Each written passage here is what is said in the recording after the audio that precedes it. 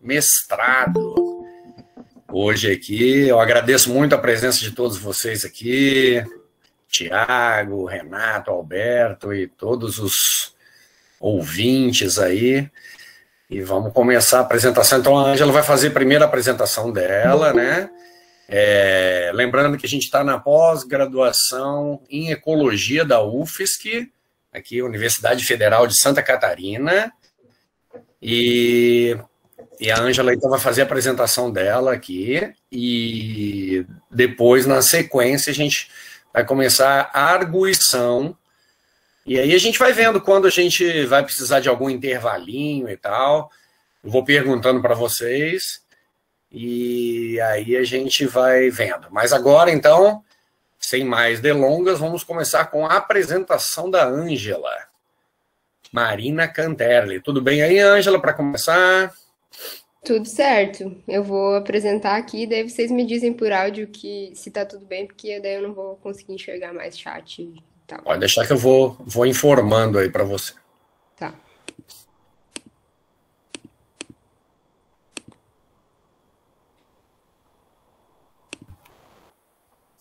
Bom dia, Lucão.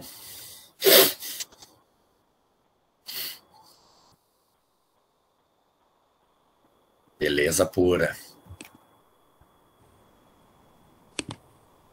Já está passando, agora falta colocar em tela cheia, isso, tá quase chegando aqui. Tudo certo? Chegou tudo funcionando, o som tá tranquilo. Beleza, tá então. Vamos começar. Bem-vindos, pessoal, bom dia. Meu nome é Ângela Canterli e hoje eu vou apresentar a minha dissertação de mestrado, que se intitula Nicho Ecológico de duas espécies de peixes criptobênticos congenéricos sintópicos no sul do Brasil. Eu fui orientada pelo professor Sérgio Fletter, orientada pelo Dr. Lucas Nunes no Laboratório de Biogeografia e Macroecologia Marinha, na UFSC, no programa de pós-graduação em Ecologia. Em 1957 surgiu uma referência muito famosa na área da ecologia, que é usada até hoje. Hutchinson formalizou a definição de nicho ecológico como um hipervolume multidimensional superabstrato, em que as necessidades e as tolerâncias do organismo são definidas como as dimensões. Isso as dimensões do nicho são as condições e os recursos que são necessários para os organismos sobreviverem e se reproduzirem. Como o Hutchinson falou, o nicho é altamente abstrato, mas nesse gráfico aqui, com 3 dimensões, a gente consegue visualizar graficamente, né? As condições aqui, tolerância a pH e temperatura e o recurso comida disponível formam um volume, que seria o nicho hipotético desse organismo. E além dessas dimensões, existem muitas outras dimensões que compõem o nicho de uma espécie. Então, o nicho real ele tem que ser multidimensional. E esse conceito é um dos pilares do pensamento ecológico.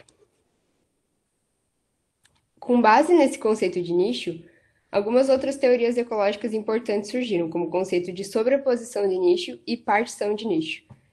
A sobreposição de nicho é o uso dos mesmos recursos ou das mesmas condições por duas ou mais espécies que coocorrem, isso é, que elas vivem juntas. Quanto maior o número de recursos compartilhados, maior a sobreposição de nicho. Como a gente pode ver aqui no exemplo da direita, 3 espécies consomem alimentos de tamanho semelhante, portanto, eles apresentam bastante sobreposição de nicho. Aqui no eixo X é o tamanho da partícula de alimento, então aqui a gente pode ver, espécie 1, 2 e 3 está bem misturado, todas consomem o alimento com aqueles tamanhos de partícula ali.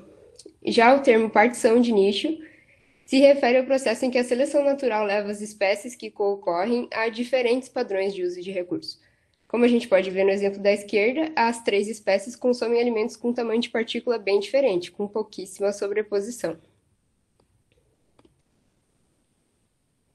Considerando uma situação que os recursos são escassos, ou seja, não tem recurso para todo mundo, no exemplo da esquerda, como a sobreposição de nicho é menor, a gente pode esperar que a competição também seja menor. E o oposto para a figura da direita, onde a sobreposição de nicho é maior, aumentando as chances de competição. Levando em consideração essa sobreposição e essa partição de nicho, existem também alguns outros conceitos importantes na ecologia, como a similaridade limitante. Com base nessa teoria da similaridade limitante, tem um nível máximo de sobreposição de nicho que permite que duas espécies ou mais espécies coexistam. E a fim de evitar essa pressão competitiva, as espécies podem se diferenciar, ou na sua ecologia ou na sua morfologia, para diminuir essas pressões e coexistirem, que é a teoria de deslocamento de caracteres. Caso contrário, caso isso não ocorra, essa diferença não ocorra, o competidor mais forte pode levar o competidor mais fraco à extinção local, que é o princípio da exclusão competitiva. De acordo com o enigma da naturalização de Darwin, a chance das espécies estarem em um determinado local é maior quando seus parentes próximos estão presentes, porque geralmente as espécies do mesmo gênero têm hábitos semelhantes. Mais recentemente, Peterson e colaboradores demonstraram que nichos podem ser conservados ao longo do tempo, ou seja, as espécies tendem a manter características do seu nicho fundamental ao longo do tempo evolutivo, né? Dentro desse contexto, a gente espera que espécies intimamente relacionadas estejam distribuídas em partes semelhantes do nicho, ou seja, tem uma conservação filogenética do nicho. Um bom modelo para estudar esses conceitos é o grupo de peixes criptobênticos da família Blenidae, porque eles têm habilidades baixas de dispersão, têm home ranges pequenos e um turnover bem alto, que resulta em relógios moleculares mais rápidos e uma especiação mais rápida. Eles são peixes de pequeno porte, têm uma aparência e um comportamento crípticos, isso é, eles se escondem no substrato e se camuflam no substrato, e vivem em forte associação com o substrato. Aqui a gente até pode ver uma foto de um Parablenius com seus ovinhos no substrato. O gênero Parablenius pertence a essa família e possui 26 espécies. E duas dessas espécies ocorrem no Brasil, que é a Parablenius pilicornis e a Parablenius marmoris. Essas espécies são aparentadas filogeneticamente, como a gente pode ver aqui nessa figura. Elas diferem na sua distribuição. Parablenius pilicornis ocorre em águas relativamente mais frias do mar Mediterrâneo e do sul do Oceano Atlântico, enquanto Parablenius marmoris é registrado em águas em geral mais quentes, como aqui no Caribe. Apesar dessa diferente distribuição, as duas espécies co-ocorrem no sul e no sudeste brasileiro. Aqui na foto A a gente tem a espécie Parablenius pilicornis e na foto B a espécie Parablenius marmoris. Em 2019, nesse artigo na Science, Brandel e colaboradores demonstraram que os peixes criptobênticos compõem pelo menos 60% da biomassa de peixes consumida dos recifes e 2/3 das larvas de peixes. Então, nesse artigo, eles clamam que resolveram o paradoxo de Darwin. O que é o paradoxo de Darwin? Darwin não olhava para os recifes de coral e não entendia como é que eles eram tão produtivos, como é que eles tinham tanta riqueza e abundância sem ter uma produtividade primária alta. Então, nesse artigo, eles sugerem que o combustível dos recifes de coral são os peixes criptobênticos e as suas larvas. E apesar dessa super importância e abundância na dinâmica trófica dos recifes, né, ainda sabe-se pouco sobre a ecologia das espécies desse grupo. E essa característica, somada à concorrência das duas espécies aqui em Santa Catarina, traz uma boa oportunidade para estudar a sobreposição de nicho ecológico dessas espécies. Então, nesse trabalho, a gente teve como objetivo caracterizar a sobreposição de nicho ecológico de duas espécies de peixes do gênero Parablenius, que co-ocorrem exclusivamente no litoral sul e sudeste brasileiro. E como objetivos específicos, a gente determinou a densidade das duas espécies em recifes rochosos de Santa Catarina com diferentes características térmicas e em diferentes profundidades. A gente registrou em quais microhábitats as espécies ocorriam e identificamos os principais itens alimentares que compuseram a dieta das duas espécies. Em síntese, nossa principal pergunta foi: existe sobreposição no nicho térmico, espacial e trófico das duas espécies de Parablenius no litoral catarinense? Peraí, pausa para água.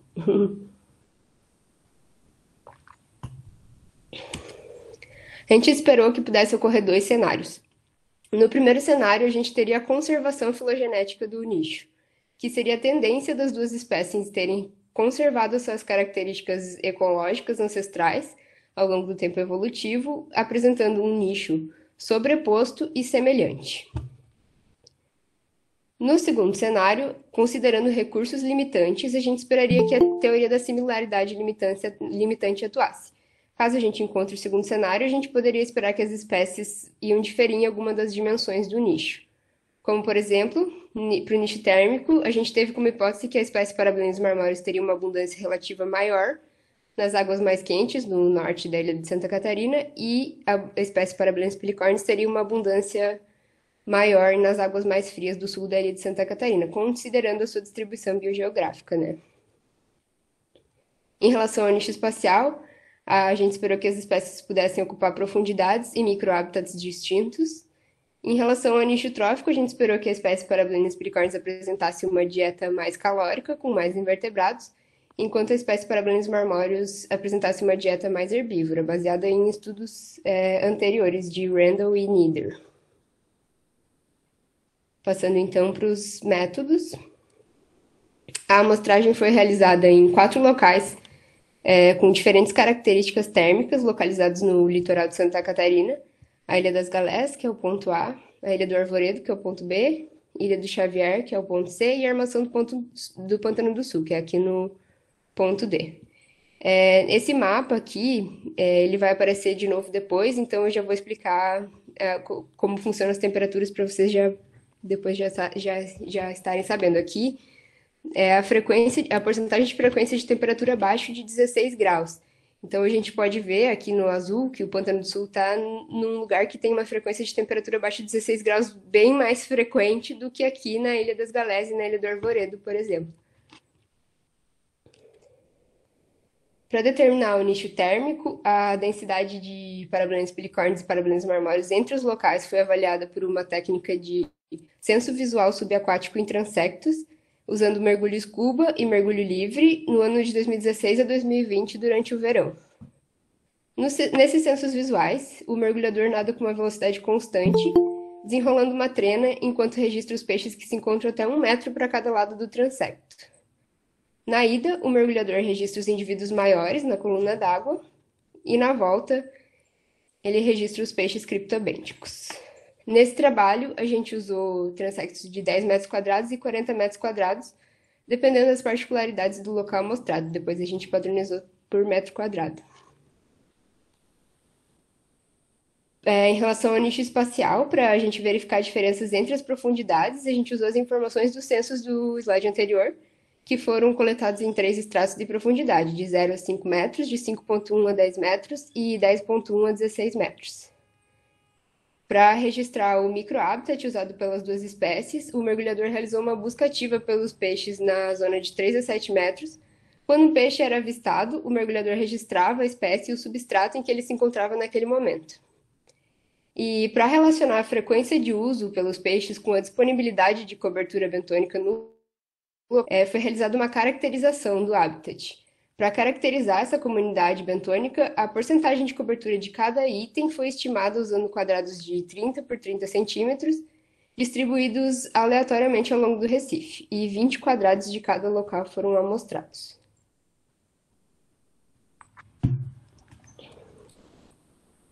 Para determinar o nicho trófico, 10 indivíduos de cada espécie foram coletados usando pulsars. Os indivíduos foram levados para o laboratório, foram pesados, medidos, tiveram seus estômagos retirados e armazenados no formol.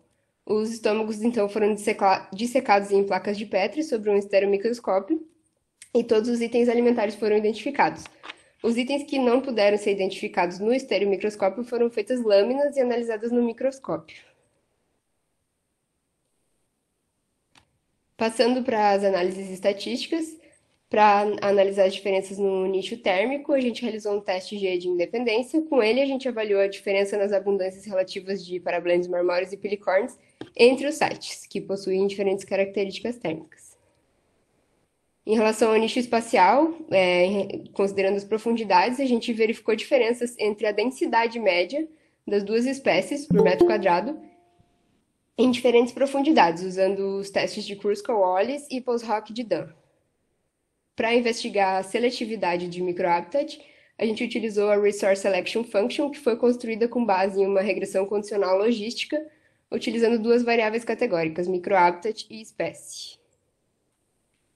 Para análise de dieta, foi utilizado o índice de importância alimentar. Esse índice é composto por duas métricas, a frequência de ocorrência e o índice volumétrico. A frequência de ocorrência é a proporção de vezes que um item aparece em relação ao número total de estômagos. Então, por exemplo, aqui a gente teria 4 estômagos, esse item apareceu em 3, a frequência de ocorrência dele é de 75%. E o índice volumétrico é a porcentagem de volume de um item específico em relação ao total de itens encontrados no estômago. O índice de importância alimentar, ele relaciona essas duas métricas. E isso é importante por quê? Porque nem sempre o item mais frequente é o índice mais volumoso, o item mais frequente é o item mais volumoso e vice-versa. Então a gente acaba tendo uma fotografia mais representativa da dieta do indivíduo. Para comparar a dieta entre as duas espécies, a gente usou uma análise de coordenadas principais, que é uma PCOA, com uma subsequente PERMA-9. Em relação à sobreposição de nicho, a gente calculou a sobreposição de nicho para temperatura, profundidade, dieta, microhabitat e também para todas as dimensões juntas, usando o índice de Pianka. Esse índice varia em uma escala de 0, que é nenhum recurso comum, a 1, que é a sobreposição completa. Esses valores de sobreposição foram testados estatisticamente contra modelos nulos por meio do pacote niche da função niche pacote EcoSim-R. A gente realizou 999 randomizações de Monte Carlo para criar pseudo-comunidades, utilizando o algoritmo RA3, e em seguida a gente comparou estatisticamente os padrões nessas comunidades randomizadas com aqueles da matriz de dados real. Passando então para os resultados. Em relação ao nicho térmico, a abundância relativa de Parablenes marmóreos foi maior do que a de Parablenes pelicordes na Ilha das Galés, na Ilha do Arvoredo, na Ilha do Xavier, e no Pântano do Sul foi o oposto. A abundância relativa de Parablenes pelicordes foi maior do que a de Parablenes marmóreos. Apesar de ter essa tendência aqui de limite do Parablenes pelicornis no sul, o nosso teste estatístico demonstrou que não tem uma diferença significativa, considerando a proporção entre as duas espécies em todos os sites. Em relação ao nicho espacial, considerando as profundidades, no sítio Ilha das Galés, Ilha do Xavier e Pântano do Sul, nossos resultados indicaram que existe uma diferença na densidade de espécies em profundidades distintas, mas não parece ter um padrão claro de diferenciação de nicho entre as espécies, sendo essas diferenças que a gente encontrou principalmente devido à maior abundância das espécies dominantes nos sítios específicos e não relacionada a diferenças de profundidade.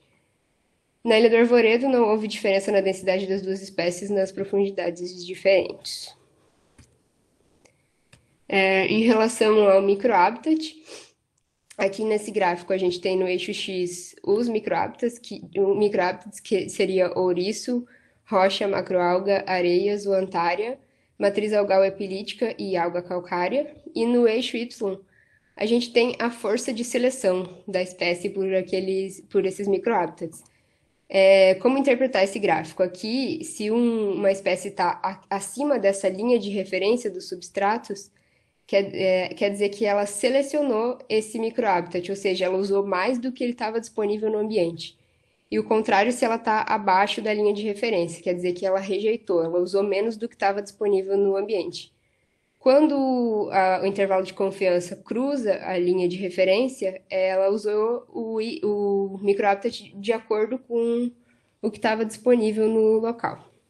Então, esse resultado indicou pequenas diferenças na seleção de microhabitat pelas duas espécies. As duas espécies selecionaram a matriz de algas epilíticas e as duas espécies rejeitaram o microhabitat de ouriço do mar. O microhabitat de algas calcárias crustosas foi selecionado por Parablenes pelicornis e usado de acordo com a disponibilidade por Parablenes marmóreos, e o contrário para o zoantária, que foi selecionado por Parablenes marmóreos e usado de acordo com a disponibilidade por Parablenes pelicornis.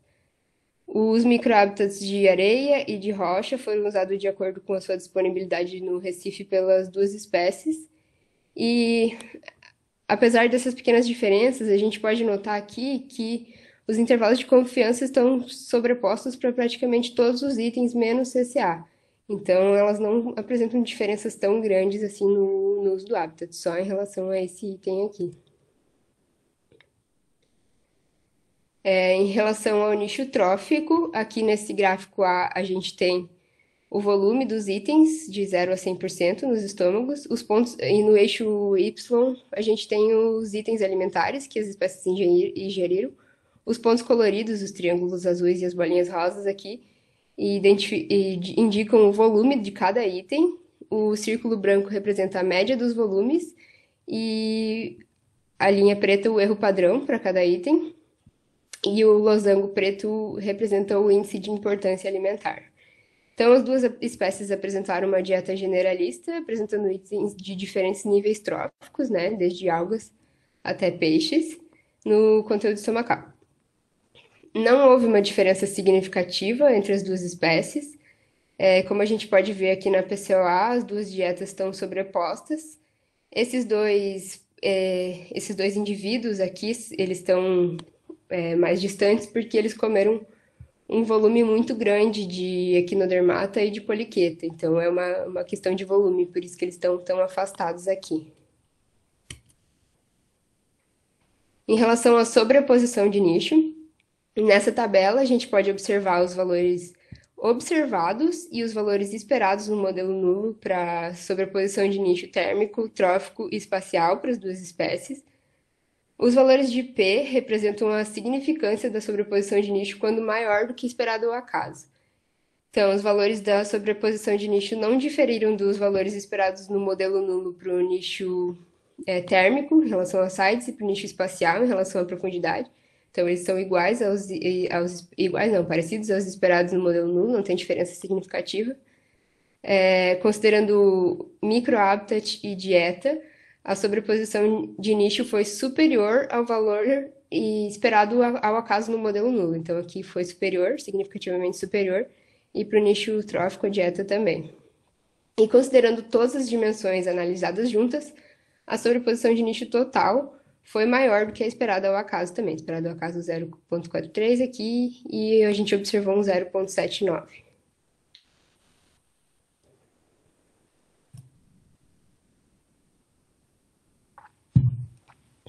Então, nesse trabalho a gente pôde observar que as duas espécies apresentaram uma alta sobreposição de nicho espacial, térmico e trófico. Na ecologia a gente é bem acostumado e ensinado a pensar em competição daquela maneira clássica, né, que as espécies não podem estar juntas se as duas usarem exatamente os mesmos recursos. Nosso resultado sugere que as espécies simpáticas podem sim coexistir com os nichos sobrepostos se os recursos não forem limitados. Por que elas não poderiam coexistir, né? Então, e eu também vi uma tendência a as pessoas reportarem mais em artigos científicos quando apresenta uma diferença de nicho, não? E não reportam os resultados negativos de quando as espécies não apresentam uma diferenciação de nicho.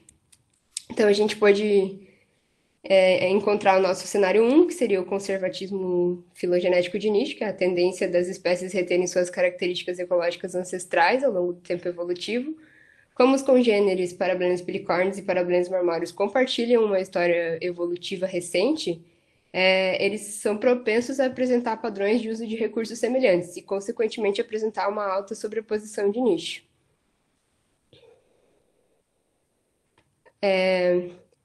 Esse gênero provavelmente divergiu na região da Macaronésia, aqui, com subsequente dispersão e ocupação do Atlântico Nordeste por Parablenus pilicornis e do Atlântico Noroeste por Parablenus marmorius. Essa distribuição alopátrica possivelmente não condicionou a necessidade de diferenciação morfológica ou ecológica na época, conservando assim seus nichos ecológicos. As duas espécies foram reunidas geograficamente no Atlântico Sudoeste, onde coexistem com sucesso por pelo menos 400 mil anos. E por que essa coexistência aqui? Em Santa Catarina, a gente não tem drivers locais para separar elas ecologicamente, após seu contato secundário. Então, essa região ela apresenta uma baixa riqueza de espécies e uma alta produtividade primária. Essas características podem fornecer oportunidades ecológicas para as espécies se estabelecerem com pouca ou nenhuma competição. Então, isso implica que os efeitos dos processos locais são mínimos, não justificando uma partição de nicho. Algumas outras espécies já se estabeleceram muito bem aqui em Santa Catarina. Um exemplo delas é o Chromis limbata. A sua distribuição original é na Ilha dos Açores, Canárias e Madeira. E ela se estabeleceu perfeitamente aqui em Santa Catarina, em alguns locais até sendo mais abundante que seu congênero, o Chromis multilineata. E além dessas características evolutivas e ambientais, as características de algumas espécies podem influenciar essa possível falta de competição, como o hábito alimentar.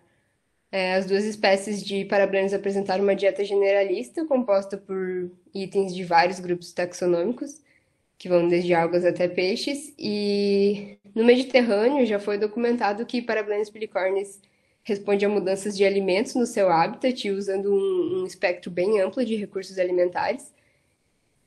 As espécies generalistas geralmente apresentam características físicas e de comportamento que são intermediárias entre as características dos herbívoros e dos carnívoros. E essas características podem permitir que as espécies troquem entre os itens alimentares. Então, esse hábito generalista, oportunista, pode reduzir fortemente o potencial de competição e, então, favorecer uma sobreposição desse nicho trófico. É importante também considerar que essa sobreposição de nicho trófico entre as espécies pode diminuir à medida que a resolução da análise do conteúdo intestinal aumenta. No entanto, os custos bem altos associados a uma abordagem molecular, como o metabarcoding, geralmente dificultam um pouco essa prática. E, além disso, tem alguns outros problemas associados a esse tipo de análise, como a dificuldade de medir o volume e de identificar a maioria dos itens devido à falta de sequências genéticas dos itens. Outro fator que pode limitar a competição é a pressão de predação. Os peixes são grandes predadores de outros peixes, principalmente das classes pequenas de tamanho, e os peixes criptobentônicos apresentam um crescimento bem rápido e são altamente predados nos sistemas recifais. Então, essa alta taxa de mortalidade pode causar uma regulação natural das populações pela própria predação. E existem algumas teorias de coexistência que não exigem que as espécies sejam ecologicamente distintas, como a hipótese da loteria, proposta por Peter Sale. Essa hipótese propõe que o que determina a presença das espécies no ambiente é a prioridade de chegada no recrutamento e não as habilidades competitivas dos adultos. Então, as espécies podem coexistir por meio de mecanismos demográficos, sem necessidade de partição de recursos. Um estudo sobre a coexistência de duas espécies de gobe, o Gobiodon ristrio e o Gobiodon erythrospilus, demonstrou que, como recrutas, eles têm uma capacidade competitiva bem parecida e nenhuma diferença no uso do habitat. Os dois usam colônias de coral. Então, as colônias são um recurso limitante e as duas espécies coexistem por meio de uma loteria competitiva, onde o habitat vazio é colonizado pelo primeiro recruta disponível, não pelo que mais compete melhor.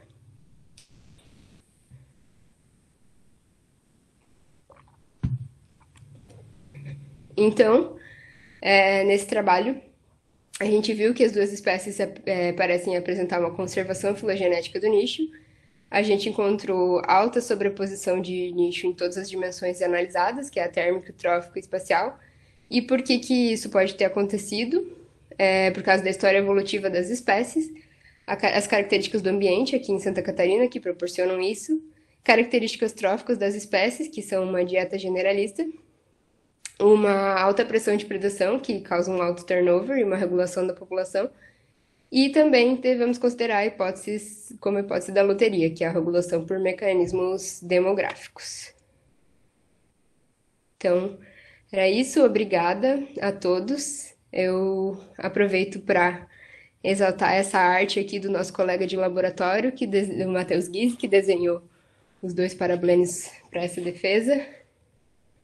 Agradeço também a CAPES pela bolsa concedida, o programa de pós-graduação em ecologia por toda a experiência nesses 2 anos, o ICMBio pelas autorizações de coleta e pelo apoio logístico, e a Água Viva Mergulho e a Cultura Subaquática pelo apoio logístico nos trabalhos de campo.